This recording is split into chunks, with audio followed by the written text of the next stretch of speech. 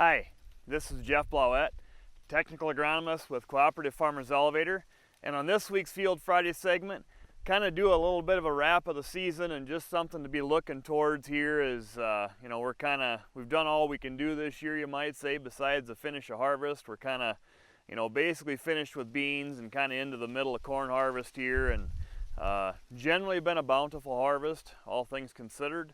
And of course the markets are better, so that helps everybody's attitude, and we've got some warm weather coming here so we can keep moving forward with harvest, and hopefully we get a little rain at some point, but right now we can keep taking this corn out and going forward. But just wanted to talk a little bit here at the end here.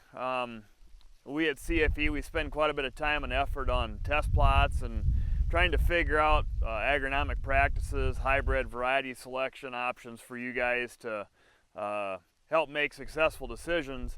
But I wanted to make sure that you understand the importance and understanding that there are some things that aren't quite all, not all plots are created equal, I guess you'd say. I know the tendency is wanting to look at the test plot 3 miles down the road or nearby town, closest to where you live. Kind of assuming that, well, that's the closest to me, that's kind of some of the information I want to follow, and there is some credence to that, but there are some things that you need to know and understand, and that's kind of why we put a little emphasis on having some more data points, some more harvest data to kind of look through and make some sound decisions. The reason I say that is we look at the end data, all you see is the numbers, the test plot performance and some of these products, but there are some things that go on that don't meet the eye that you don't necessarily see, and I know we make some effort. A really helpful tool we have with the drone, we fly over a lot of our plots multiple times during the year with the drone just to see if there's anything going on that's needed to know. But here's a couple of examples and some things why sometimes we'll even throw some hybrid strips out of plots or varieties because there's something that's unfair going on. Not everybody does that, but I know we try to make sure we have good information. Here's a couple of pictures this year that are important. We've got some soil type things going on. The first picture here is a little bit later season. You can see that there's a soil type issue here. One side of the line you can tell the corn's dead, the tops are even breaking out a little bit already. On the other side of the line, the soil type's a little better, and that same strip of hybrid is actually still green and looks much better when you come to going and husking back ears. That's all fine if it's equal for each hybrid, but you can see that some of these hybrid strips have an advantage because they happen to end up in a part of the plot where that soil type is a longer part of that strip where the soil's better. So that's gonna maybe skew that data some. Here's another picture here. This is taken at a little different time. You can see that it's just starting to yellow a little bit. The corn's all green, but the back end of this plot, there is some yellowing of this corn. It ran out of nitrogen. It's a little area that's a bottom that, we've seen that a little bit this year on some of these bottoms for whatever reason aren't quite as good. They're very bottoms.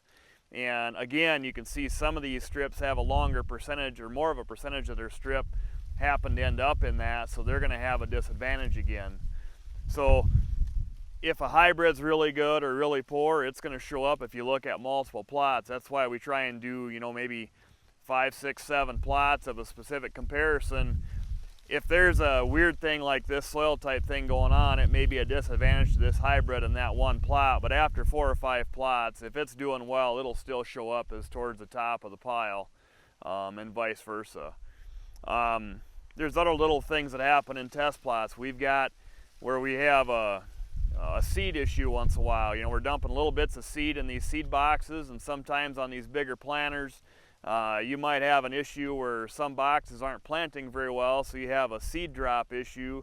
It's not the hybrid's fault, it's just the way things happen to work out. So those hybrid strips happen to have a disadvantage as well. You can see that in these rows that are missing seed for part of the way. Another thing that happens with these small plots, sometimes you'll have some sprayer tracks where a row gets run down for a little bit.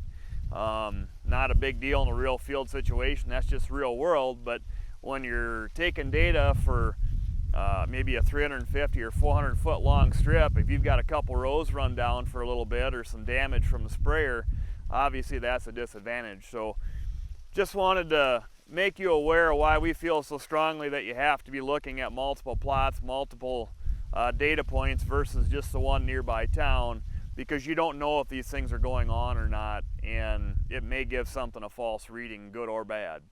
So I guess we've had a pretty good year. We hopefully can get some rain so we can start building towards next year, but wanted to wrap up this season with thanking some people that help us out. Katie Flick does a lot of our editing on these videos, making, you know, some of the edits that kind of make me look less like an unprofessional actor. And we've had some other people contribute this year that have been helpful, give us some more information on some topics. So I guess with that, appreciate your viewership this year, and hopefully next year we can do this bigger and better. Thanks.